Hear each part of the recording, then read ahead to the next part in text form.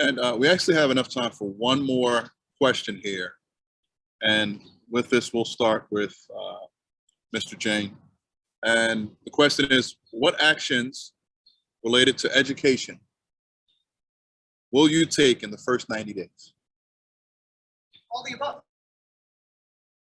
There are not things that need to be done in piecemeal, that are not things we need to do first, second, third, fourth, fifth, etc.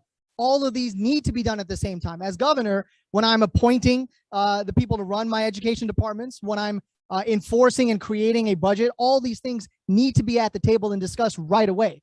I think one of the reasons why we keep having these same debates with the same people over the same issues for decades is because we have candidates or politicians who fail to actually be sincere about their initiatives, actually fail to address all these issues at the same time, and fail to understand that education addresses every single issue. It's an economic issue, it's a human rights issue, it's a civil rights issue, it's a transportation issue, it's an equity issue.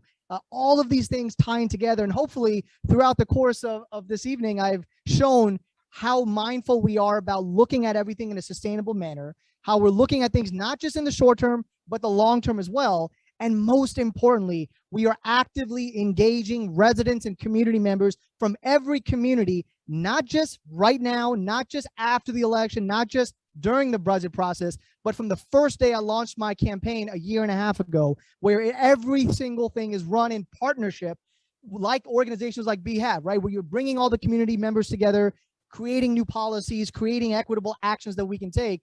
We have now done that on this campaign. I think that's why we not only have one of the largest grassroots campaigns in the state without hosting a single fundraiser, without taking a penny from developers, businesses, PACs, or polluters, but we are also primed to not only win a primary and a general, but govern effectively. And that's what residents want. That's what educators and students want, is a governor who is accessible, who's accountable, and who's transparent, so you don't keep getting lied to in every single forum that you have.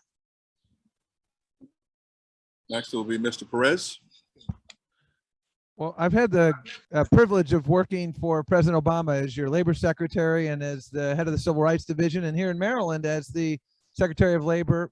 And what I learned about governance is that the most important thing you can do right away is to build a really good team, because the success I've had in governance is about having the right team doing the right things. And we've always been able to recruit incredibly talented, diverse leaders from across the country. And that's one of the most important things we need to do, because if you look at the history of failure in so many contexts, the failures are failures of implementation. The next governor of Maryland is going to have to be the implementer in chief. One of the first things I'm going to do is make sure that the implementation board and the MSDE are on the same page, because I can already see evidence of turf wars, and turf wars bring down educational attainment. Bless you. Bless all of you.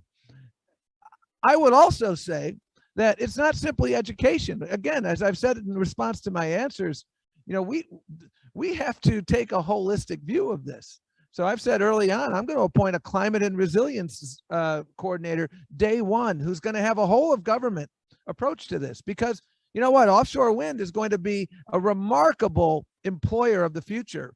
And I want to make sure we're investing in career and technical education so that students in Baltimore, students of color in the Baltimore region, are benefiting from these $30 to $40 an hour union jobs. I want to make sure our Department of Health is going to be capable of implementing the plan I've already put out to make Maryland the first state in the country where every resident has access to quality, affordable health insurance. These are the things you need to do, and it's all about making sure you have the right teams in place. And I've prided myself on being able to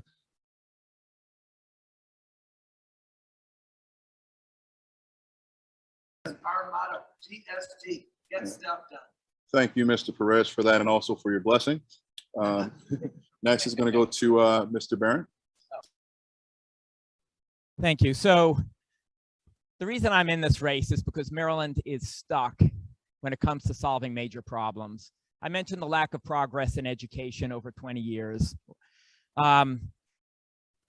Moderate income Marylanders in the state of Maryland, the bottom 40%, have seen stagnant wages since about 1980, while income inequality has soared. And our state has made no progress reducing the rate of poverty in over 30 years. I mean, you can roll the tape back to these forums, the governor's elections of the 1990s. They're all talking about the need to improve education in the state, particularly the schools in Baltimore. All of the people up here, all of the candidates are good people. We share similar goals. They're democratic goals. We want to improve public education. We want to improve wages and the rest. But the other candidate's approach to achieving those goals misses a fundamental point, which is that many programs, no matter how well-meaning, do not work. We've seen that again and again when the results are actually measured. So when they propose to roll out one unproven plan after the next, as we've heard today and throughout the campaign, that's not going to bring progress. That's what we've been doing for decades.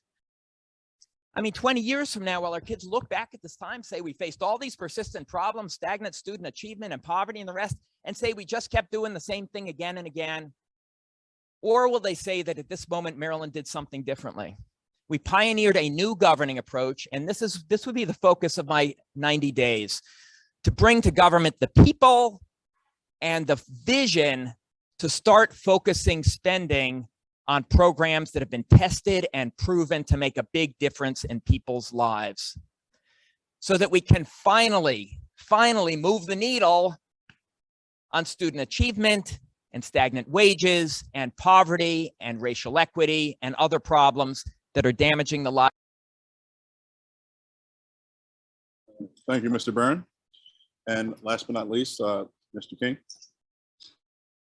You know, in that first 90 days, I think that one of the key elements of a governor's strategy will be to work with the General Assembly to get some big things done that have desperately needed leadership.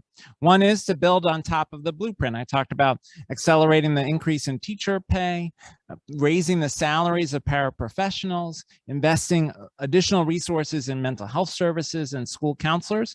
We should work with the General Assembly to get that done. Second, we should work with the General Assembly to commit to universal affordable childcare birth through 5, universal pre-K 3 and 4, and childcare costs for birth to 2 capped at 7% of a family's income. That will be good for our kids' long-term educational success. It'll also be good for our long-term economic success. But then third, and this ties to something that happened today. Today, the Supreme Court announced a decision that will expand voucher programs throughout the country to include religious schools. And to me, the Supreme Court's decision was deeply problematic. Public dollars belong in public schools. We have a voucher program in Maryland called the Boost program. I've been the one candidate to commit clearly to cancel the Boost program. Peter Franchot and Wes Moore have both talked positively about vouchers. I don't think we need a voucher program in the state. I think every dollar we have for public education should be directed to our public schools. I believe that as a lifelong public school educator, as a current public school parent, and as a matter of principle. Public dollars should be helping us build the foundation for the long-term health of our economy and our democracy. And that happens in public schools. The last thing I'll mention quickly, just on transportation, the next governor needs to come in immediately with a plan to make transportation reliable, accessible, and equitable in Baltimore. And that means buses have to be reliable and frequent so that kids can get to school. All right. Thank you, Mr. King.